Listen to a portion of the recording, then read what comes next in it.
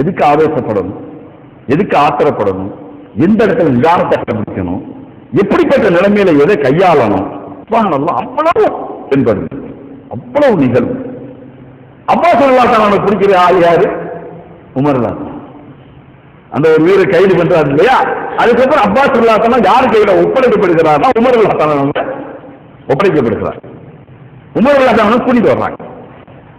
கூட்டிட்டு வரப்ப சொல்றாங்க, அப்பாஸே இஸ்லாத்தை ஏத்துக்கிறீங்க. ஆனா அப்பாஸ் ரலியல்லாஹு அன்ஹு முதல்ல இஸ்லாத்தை ஏத்துட்டாங்க, வெளியில பகிரங்கப்படுத்தாங்க.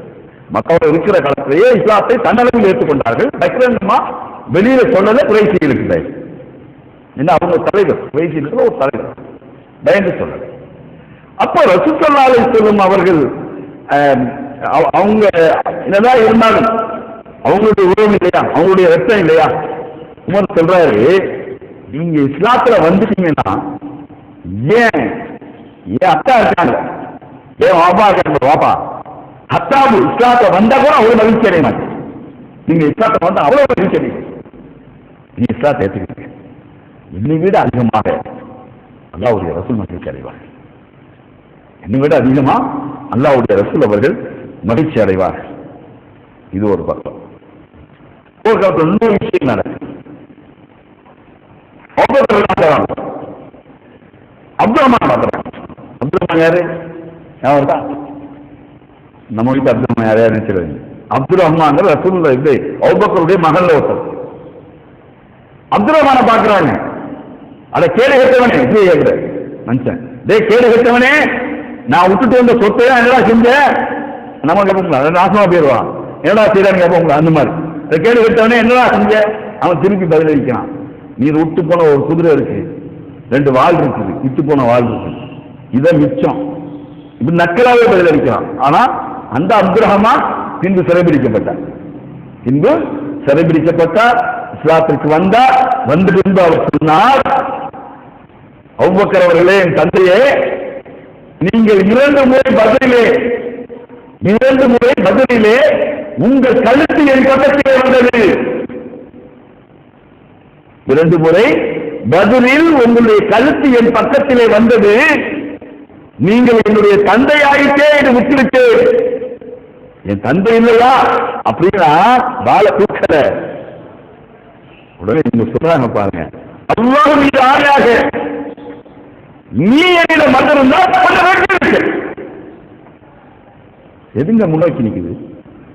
உறவு இல்லை, ரத்த உறவு முன்னோக்கி நிக்கல. புரியாதுங்க, நீ சிக்கிரமா மகனை கேட்கல, அல்லாஹ் அவனை காப்பாற்ற. இந்த அப்துல் ரஹ்மான் பின்னாடி சரித்திரத்தினுடைய இன்னொரு பக்கத்துல வர்ற பெரிய நிகழ்வுகளுக்கெல்லாம் இவரும் ஒரு காரணமாக அமைகிற, ஒரு மிகப்பெரிய பிளவுக்கு இவரும் ஒரு காரணமாக அமைகிறார். அது நம்ம பின்னாடி பார்ப்போம், முடிந்தால் பார்ப்போம். ஏன்னா இஸ்லாமிய புரட்சின்னு பார்க்கறதுக்கு இப்ப இந்த கால வரலாற்றுக்கு நீங்க வரணும் விரும்பிட்டீங்கன்னா அந்த காலத்துல போய் தொட முடியாது. ஏன்னா அவ்வளவு விஷயம் இருக்கு, அவ்வளவு விஷயங்களுக்கு நம்ம போவோம். அப்புறம் ஒகாசா இப்னு மிஹ்சான் அவர்கள் ஒரு வாள் ஒடிஞ்சு போயிட்டு ரசூலுல்லாஹ் ஒரு வாழை தாங்குகிறாங்க. இந்த ஒடிஞ்சு போன வாள் இருக்குது, ரசூலுல்லாஹ் ஒரு மரக்கிளையும் அந்த வாழையும் அப்படி பிடிச்சி நீ போய் போராடுங்கிறாங்க. ஒரு மரக்கிளைய அந்த வாளோட ஒட்டிக்கிட்டு நீ போராடு அப்படிங்களா. சுப்ஹானல்லாஹ், அது வாளாகவே பயன்பட்டது. எந்த அளவுக்கு பயன்படுத்தினா, இந்த ஆள் முஸ்லிமாக, அதாவது அல்லாஹ்வுடைய ரசூலுடைய மௌத்துக்கு பின்பு ஒருத்தன் ரசூல்னா, தன்னை ரசூல் நபின்னு சொன்னான், முசைலமான்னு சொல்லக்கூடியவன். அவங்க அவனை போய் கொண்டுட்டு வாங்கன்னு அனுப்புறாங்க. அப்ப போய் வெட்டி காட்டு வந்தவர் அதே வாழ வச்சு. அதான் முக்கியம். ரசூல் எந்த வாழை பிடிச்சி ஒளி போன வாழ்ன்னு சொன்னாரோ, இல்லை இப்ப போய் போராடுன்னு சொன்னாரோ அந்த வாழை வச்சு. அது ரொம்ப முக்கியம். சாதி இந்த நிகழ்வுகள் எல்லாத்தையும் பார்க்கிறாங்க. இந்த கைது செய்யவங்க, கைது செய்யப்பட்டவங்க, இவங்களை எல்லாம் பார்த்துட்டு இருக்கிறப்ப ரசூலுல்லாஹ் மெய்க்காவலர் தான் அவங்களா இருக்கிறாங்க. மெயின் பாடி யாருன்னா சாதி அவங்க தான் அன்சாரி தோழருடைய தலைவர். அவங்க ரசூலுல்லாஹ் கூடயே இருக்காங்க, ரசூலுல்லாஹ் பக்கத்தில் நெருங்க விடுறாங்க, அவங்க தான் இருக்காங்க. இந்த நிகழ்வு எல்லாம் பார்த்துட்டு எதிரிகள் விஷயத்துல கண்ணை காட்டாங்க. அவர் சொல்ற, எதிரிகள் விஷயத்துல கரையே காட்டாதீங்க, பிணைக்கு பிடிக்காதீங்க, வெற்றி வீழ்த்துங்க. இவர்களை விட்டு வைத்தா கண்டிப்பாக மறுபடியும் நமக்கு எதிராக திரும்புவார் என்று அவர் சொல்றார். அப்புறம் முஸ்தாக் இப்னு உமைர், நம்ம கேள்விப்பட்ட பேர், அடிக்கடி கேள்விப்பட்டோம். இதுல கூட வெள்ளக்கூடிய தூக்கிட்டு முன்னாடி போனவர், போர்ல முன்னாடி போனவர் இவர் தான். வெள்ளைக்கூடிய ஏந்தி போற வழி நடத்துறது இந்த முஸ்தாக். அந்த முஸ்தாக்குடைய அண்ணன் மாட்டிக்கிட்டார். அபு அஜீஸ் இப்னு உமைரோடு மாட்டிக்கிட்டார். மாட்டிக்கிட்டு முஸ்லீம் வந்து கட்டிட்டு இருக்காங்க துணையா. இவர் அப்படியே கிராஸ் பண்றப்ப பாக்குறாரு. பார்த்துட்டு நல்லா கட்டுங்க, நல்லா கட்டுங்க. அவங்க அம்மா பெரிய பணக்காரி, பிள்ளைக்கு நிறைய காசு வாங்க.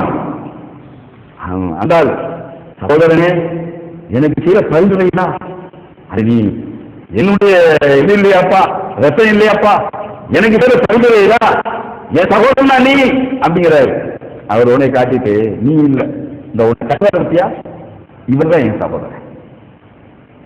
அந்த அக்காவை சகோதரரை பார்த்து சொல்றாங்க, இவர்தான் என்னுடைய சகோதரன், நீ இல்ல, நீங்களே இருப்பா, உனக்கு எனக்கு என்ன சம்பந்தம் இருக்கு? நானும் நீ யாரு? இருக்கிறான். அப்படிப்பட்ட நிகழ்வுகள் பாருங்க, இத்தனை நடக்குது. இவர்தான் என்னுடைய சகோதரன் என்று டிக்ளேர் பண்றாங்க. அதே மாதிரி அபூ ஹுரைரா ரலியல்லாஹு அன்ஹு, இவங்களுடைய இதுவும் ரொம்ப நெருக்கமான ஒரு சம்பவம். இதுல உத்பா இப்னு ரபியா இருக்கா, அந்த சிவப்பு இதுல அப்படி இது பண்ணாரு.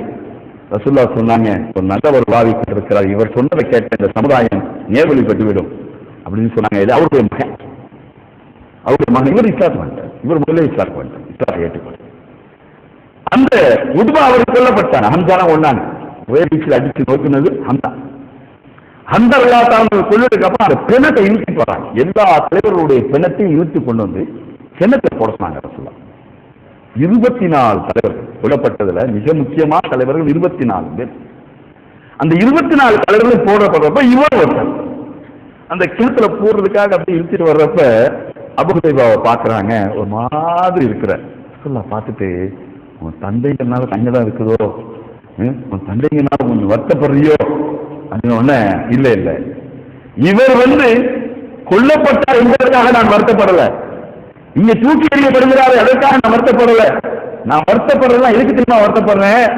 ஒரு அறிவு சிறந்தவராச்ச, இவர் வெள்ளமை மிக்கவராச்ச, போட்டம்பர தெரிஞ்சவராச்ச, இவர் இஸ்லாத்துக்கு வந்திருந்தா இன்னும் இஸ்லாத்துக்கு பலம் கூடி இருக்குமே, அதை நினைத்து வருத்தப்படுறாரு. சொந்த வாப்பா மோட்டா போய் கிடக்குறாருங்க, அங்க அழல மகன்.